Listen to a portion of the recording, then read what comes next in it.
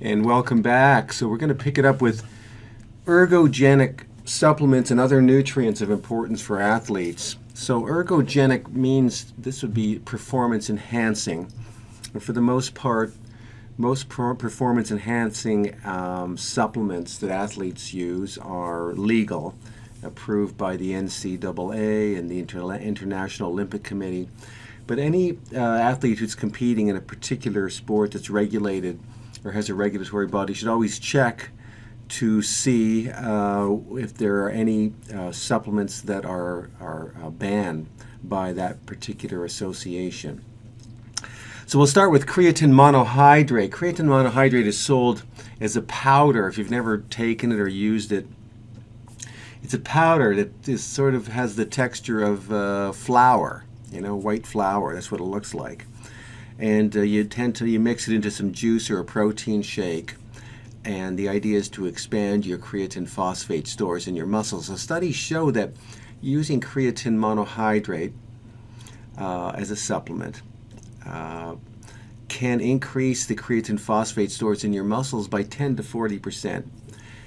When taken at usually you use a loading dose for the first 5 to 7 days of 20 to 25 grams. So every teaspoon of creatine powder is 5 grams. So you'd have 4 or 5 grams over the course of the day. You wouldn't have it all at once. Then it would be followed by a maintenance dose of 10 grams a day, 2 teaspoons a day, or sometimes even just 1 teaspoon a day. Sometimes just 5 grams is what's recommended. And often athletes will cycle it. They'll take creatine for a month, then they'll go off it for a month, then they'll go on it for a month, then they go off it for a month. And what's becoming more commonplace is just to use it, right around the calendar without any breaks. And I really think that until the kidneys are completely formed around age 17, that athletes younger than that probably should not be using creatine. Now, creatine is excreted from the body through simple diffusion through the kidneys. I mean, it doesn't tax the kidneys in any significant way. I just think that creatine before age 17 is probably not a good idea, and a lot of experts would agree with that. There's been one case report in a soccer player who had an existing kidney problem, took creatine, and his kidney function got worse. He went off the creatine, and his kidney function returned back to where it was at baseline. So because there is that one report on file, kidney monitoring may be important for some athletes using creatine.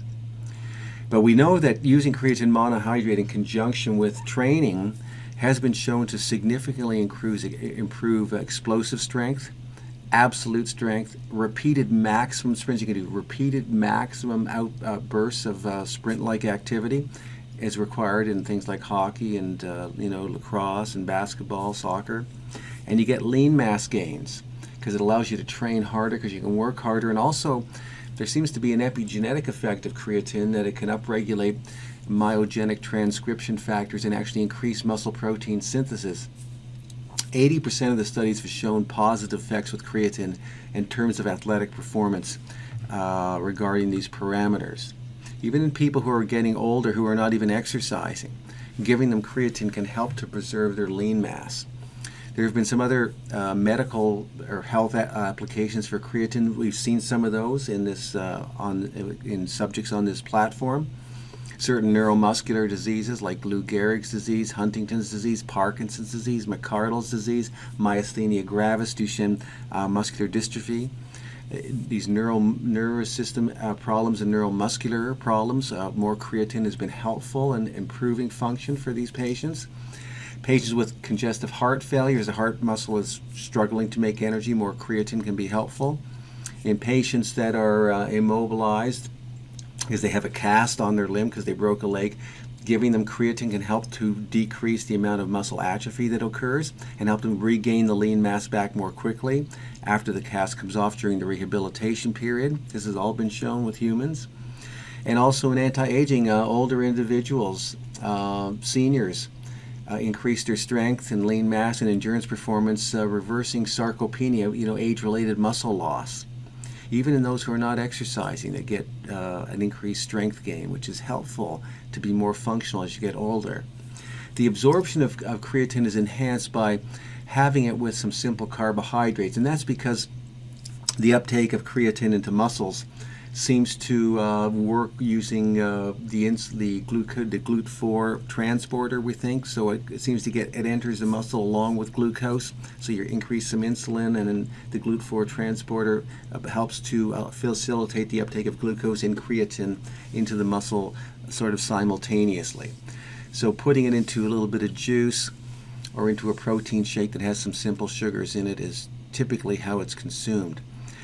In terms of adverse effects, it can increase muscle water retention, which can actually add weight to the athlete, and it might slow down the endurance athlete. Endurance athletes say, this seems to be actually making me feel a little more bloated, and I feel heavier, and it doesn't seem to be helping my endurance performance. And again, we talked about that case where there was previous kidney damage and the athlete took creatine, their kidney function got worse. So you need to be on the lookout for any possible kidney decline, although there's only just this one case on file so far. And this is a nice review in this journal called Pharmacological Reviews back in 2001, just talking about what we've learned about creatine over the years. It's a naturally occurring compound obtained in humans from endogenous production and consumption through the diet. When supplemented with exogenous creatine, intramuscular and cerebral stores of creatine and its phosphorylated form, phosphocreatine, become elevated. So not just in muscles, but in the nervous system, including the cerebral cortex. The increase of those stores can offer therapeutic benefits by preventing ATP depletion, stimulating protein synthesis or reducing protein degradation, and stabilizing biological membranes. Evidence from the exercise literature has shown athletes benefit from supplementation by increasing muscular force, power, reducing fatigue and repeated bout activities, and increasing muscle mass. These benefits have also been applied to disease models of Huntington's, Parkinson's, Duchenne muscular dystrophy, and applied clinically in patients with gyrate atrophy and various neuromuscular disorders, McArdle's disease, and congestive heart failure. So that was a lovely report reviewing all the literature back in 2001. So some reference studies on creatine. Creatine monohydrate is one of the sports supplements that has received much attention in this regard and has been shown to enjoy widespread use across North American athletic population, with U.S. retail sales of the product reaching $200 million a year as far back as 1998. So it's jumped up further since then. Creatine is one of the few supplements in the sports nutrition area where extensive research exists to support its performance-enhancing claims. As such, practitioners should be aware of the research pertaining to its use and effective application for athletes, as well as the newly emerging studies implicating its potential role as an adjunctive treatment in the management of certain cardiac conditions, neurodegenerative diseases, musculoskeletal rehabilitation, and as an anti-aging intervention for older subjects. It has application for all of these. Some physiological considerations. It's widely accepted that creatine supplementation can increase muscular strength and mass. Creatine is an amino acid that is stored in muscle in the form of creatine phosphate. During explosive or intensive exercise, creatine phosphate is broken down by a specific enzyme to yield creatine plus phosphate plus free energy. The free energy released from the breakdown of creatine phosphate is used to regenerate ATP, which is the fuel that powers muscle contraction. The normal daily requirement for creatine is about 2 grams for a person weighing 70 kilograms. Now, animal protein, as we discussed in Sports Nutrition Part 1, especially meats, beef and pork and chicken, but also some dairy products, normally provide at least half that amount, with approximately 1 gram per day synthesized by the liver. A half pound of raw meat contains about 1 gram of creatine, but fish also is a fairly good source, and then dairy products after those. A number of recent studies have demonstrated that short-term creatine supplementation increases creatine phosphate stores in skeletal muscle by 10 to 40%. In combination with proper training, creatine supplementation leads to an increase in muscle mass, which is thought to occur from increased protein synthesis as the muscle lays down an increased number of contractile myofibrils to generate force. Increased muscular fluid retention may also participate in the muscle volume gains with creatine use. So the person looks a little bit bigger, so there's increased muscle density, but there's also increased water volume accumulation as well that adds to some of the bulk. Creatine has also been shown to provide antioxidant properties. This may be of some significance as free radicals generated from exercise can affect muscle fatigue and protein turnover. It also appears that creatine supplementation may allow supplements to train harder due to increased available energy for muscle contraction. So if there's more creatine phosphate, you can work harder against the resistance, which promotes strength gains and increases muscle size due to increased hypertrophy as you get more muscle protein synthesis as you train harder. The established protocol for creatine supplementation used by athletes involves a loading dosage of 20 to 25 grams per day for the first 5 to 7 days. Typically, an athlete will mix a heaping teaspoon of creatine monohydrate crystals into a glass of juice to obtain about 5 grams of creatine. During the loading phase, the athlete does this on 4 or 5 consecutive occasions throughout the day to achieve an intake of 20 to 25 grams. After the loading phase is completed, the maximum daily dosage is usually for maintenance 5 to 10 grams per day. Recent reports suggest that taking creatine with glucose, a simple carbohydrate, may increase the amount of creatine absorbed by the muscles. As such, some manufacturers combine creatine with carbohydrates in a premixed product to help improve creatine delivery to the muscles. Some clinical applications and mechanism of action. So increased strength and performance in athletes.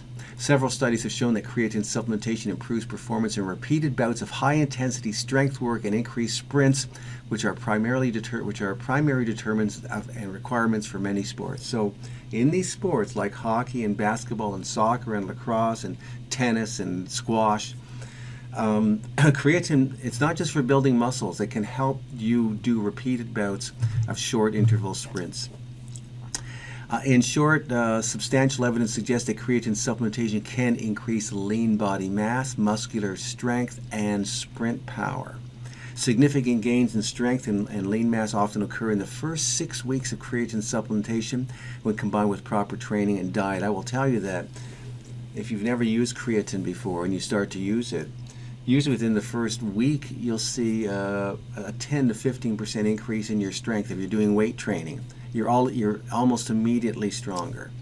And if you go off the creatine, you lose some of that strength almost right away. It's really shocking to watch it happen.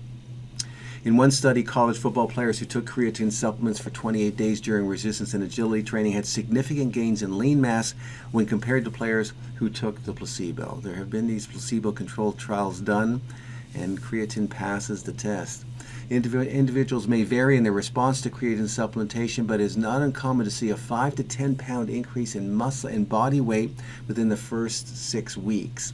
A lot of that might be water retention, however. It's not just lean mass gains.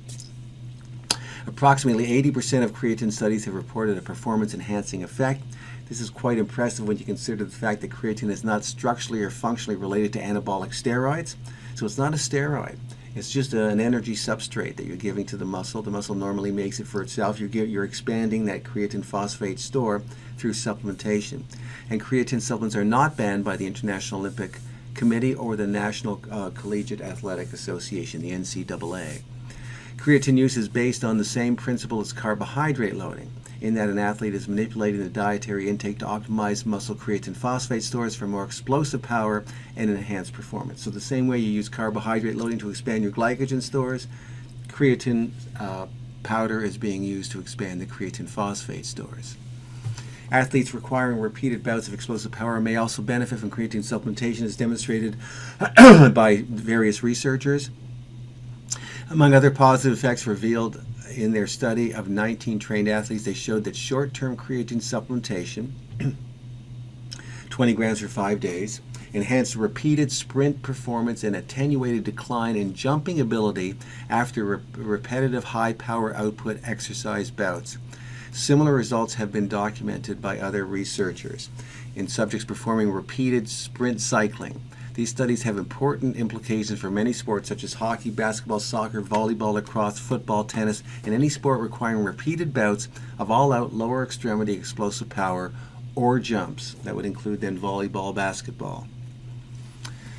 I'm not sure about pole vaulting because, or the long jump. I mean, you don't want, creatine is also going to add water volume weight, so we also have to factor in how how much is that going to impair my ability to transport my body weight through the air if I'm gaining that type of water weight as well. So it's not for every athlete. Neuromuscular disease. Creatine supplementation in humans has been reported to enhance power and strength both in normal subjects and in patients with various neuromuscular diseases. Clinical studies in patients with amyotrophic lateral sclerosis, Huntington's disease, Parkinson's disease, Duchenne muscular dystrophy, McArdle's disease, and myasthenia gravis have shown that creatine supplementation can produce an increase in strength and thus provide symptomatic treatment and provide improved quality of life for many of these patients. Important to keep in mind when you're seeing patients with neuromuscular diseases and neurodegenerative conditions. Same with heart failure. Creatine supplementation has been shown to improve exercise capacity in patients with heart failure in some studies, along with CoQ10 and hawthorne, L-carnitine, L-taurine, and other things that we've looked at. These are natural health products that have been shown to help reverse certain parameters of heart failure. We talked about this in the cardiovascular subject. As reported by K. Witt et al., there is evidence for a possible role of micronutrient deficiency in heart failure, of which creatine may be one of the principal factors, and it's probably largely ignored in the traditional management. Musculoskeletal rehabilitation. Creatine was shown to speed recovery of muscular power in a double-blind placebo-controlled study involving 20 male and female students whose right legs were immobilized in casts for a period of 2 weeks. Those given the creatine supplementation during and after leg immobilization displayed more muscular power and greater muscle size after 3 to 10 weeks of physical rehabilitation than did subjects who took the placebo. So that's important on the rehab side. Finally, the study also suggested that the anabolic strength and size gains associated with creatine supplementation were likely due to increased activity of myogenic transcription factors, upregulating protein synthesis. Previously, rat studies have shown that creatine intake affected myogenic transcription factors, but the study by Hespel was the first to suggest that the same effect occurs in humans. So it has this almost epigenetic effect of turning on muscle protein synthesis through these transcription growth factors, which is really key for rehab and also in anti-aging. And here we get into anti-aging in older subjects. So creatine supplementation provided to active subjects over 70 years of age and subjects 59 to 72 years of age have resulted in significant gains in several indices of muscle performance, including several maximal dynamic and isometric strength. It increased it. Lower body mean power, lower extremity functional capacity, increased fat-free mass, increased lean mass and endurance power. Spectacular for people who are getting older. These studies suggest that creatine supplementation may help to forestall or reverse muscular atrophy and progressive weakness that occurs during aging, and that creatine may be useful as an intervention to improve the ability of certain elderly individuals to perform functional living tasks, decreasing dependency and enhancing their quality of life. They can get around and do things for themselves more easily and have to rely on other people to a lesser degree and have a greater sense of self-worth. Other studies have noted that younger individuals respond to creatine supplementation more efficiently than do older subjects, in that muscular phosphocreatine stores were shown to increase on average by 35% in younger subjects and about 70% in older subjects after 5 days of creatine supplementation at 20 grams a day. As such, it may take a longer period to maximize creatine stores in older subjects on creatine supplementation. Absorption and utilization. Creatine absorption from the intestinal tract is very efficient. Studies show that a 6 to 8 gram oral load of creatine results in approximately 50% of the ingested creatine being excreted in the urine. So that means that a lot of it gets absorbed in the bloodstream before it can get filtered into the urine. Thus, researchers are still working to identify the ideal single, daily, and cumulative doses of creatine for various applications. Other studies demonstrate that a 5 gram oral load of creatine followed by a 93 gram oral load of simple carbohydrate in solution at 30 minutes post-creatine intake 4 times a day resulted in a 60% increase in total muscle creatine compared to subjects ingesting the same amount of creatine in the absence of the simple carbohydrate drink. So it helps to have some simple carbs in your system when creatine is floating through the bloodstream so that it can be picked up by muscle tissue with the help, we believe, of insulin. Subjects ingesting creatine in the simple carbohydrate drink had higher insulin levels and increased and significantly less creatine lost in their urine. So more of it gets picked up by the muscles, indicating that higher insulin levels is likely a key to greater muscle uptake and utilization of creatine and a reduction of urinary loss. Thus, it is accepted that creatine utilization is enhanced by concurrent ingestion of a simple carbohydrate drink. They often use fruit juice like grape juice as an example. Additionally, concurrent administration of creatine and glycogen reveal that creatine supplementation enhances muscle levels of glycogen beyond that attainable from glycogen loading alone. So those simple sugars that you're ingesting are not just helping to get the creatine into the muscle, but the creatine is also turning on a greater amount of glycogen synthesis. As supercompensation of muscle glycogen is also an ergogenic factor in exercise performance, the combination of creatine and carbohydrate loading appear to improve performance by increasing muscle creatine and muscle glycogen. Very important clinically relevant points in sports nutrition. Adverse side effects and toxicity. As for the safety of creatine supplementation, a 1997 study showed that short-term creatine use at 20 grams per day for 5 days did not increase markers of kidney stress in 5 healthy men. A study comparing creatine users for up to 5 years duration to control subjects has shown that creatine users have no remarkable differences in their creatine, urea, and plasma albumin clearances compared to controls. And I believe that should say no remarkable differences in their creatinine, and I'll go back and check that.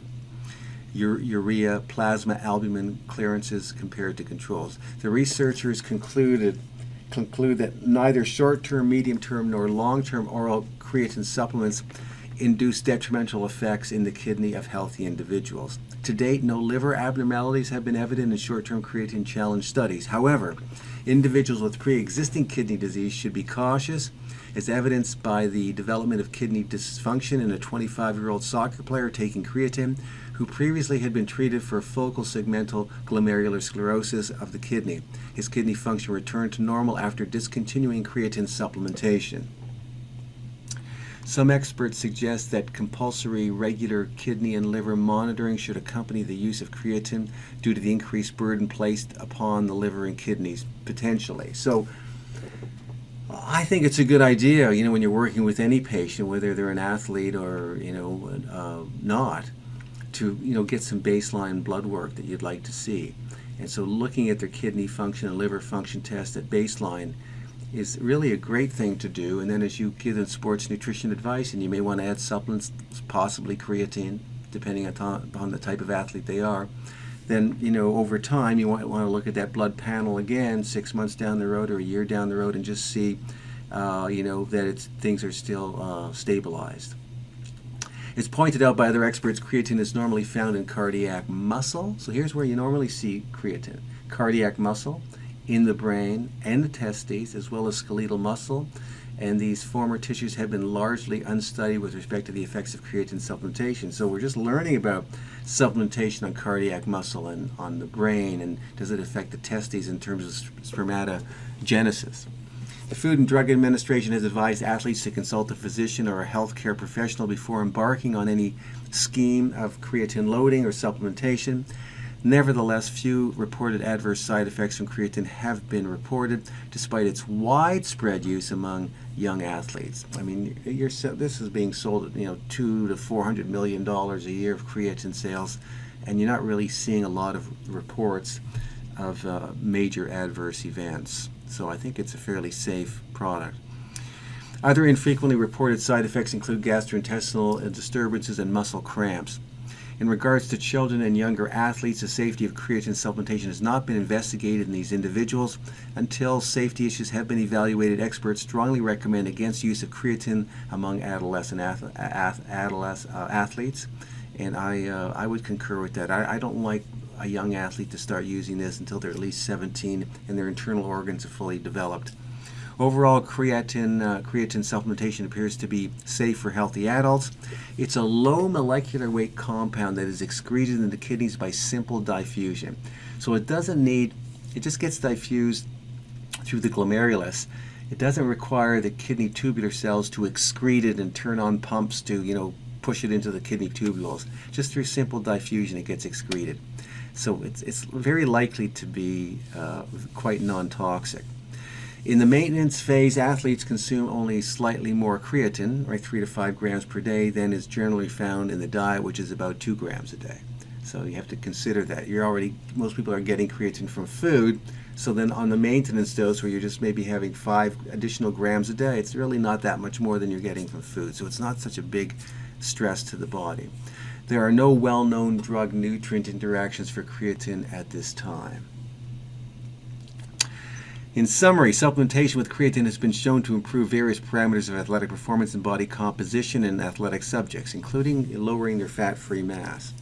It may also, or increasing their fat-free mass rather, more lean mass. It may also be of therapeutic value for a number of health conditions and used as an anti-aging intervention in older individuals.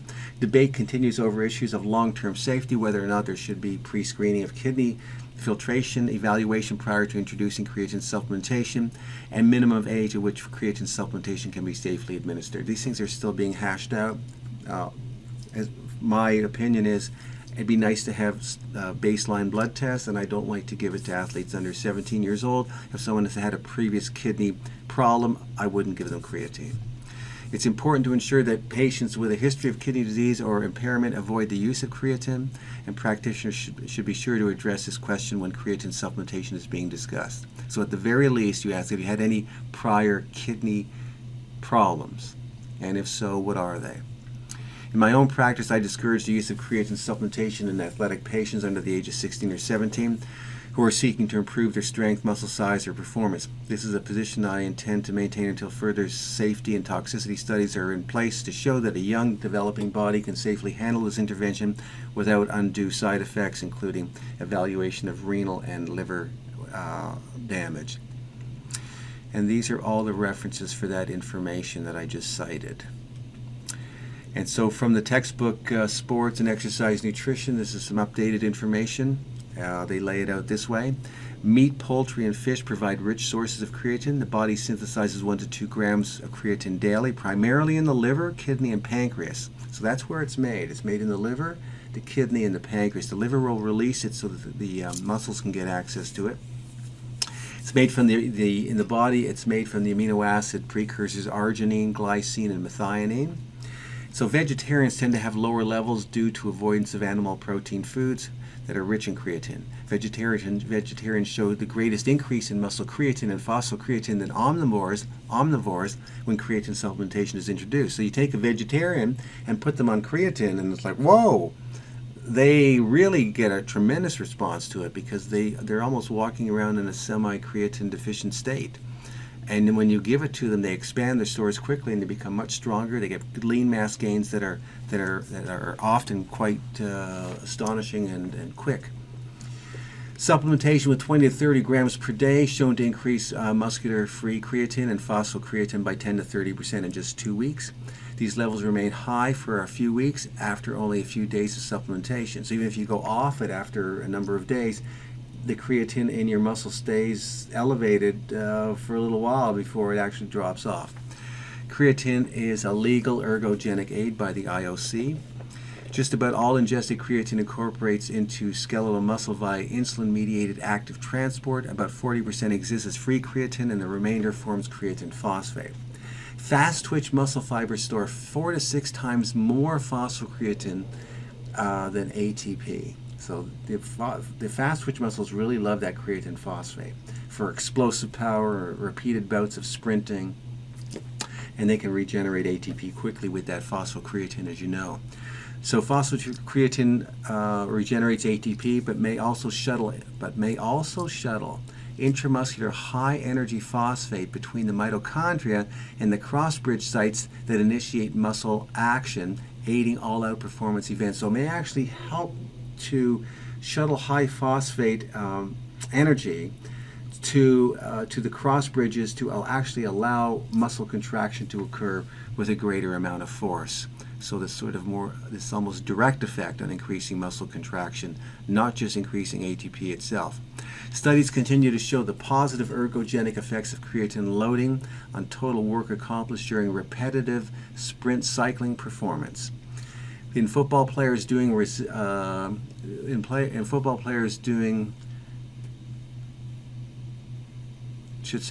training, creatine has increased body mass, lean mass, cellular hydration, muscular strength, and performance. It also increases myosin heavy chain synthesis in conjunction with resistance training. So you get this protein synthesis via the myogenic transcription factors that are upregulated. So you get increased heavy chain myosin being laid down.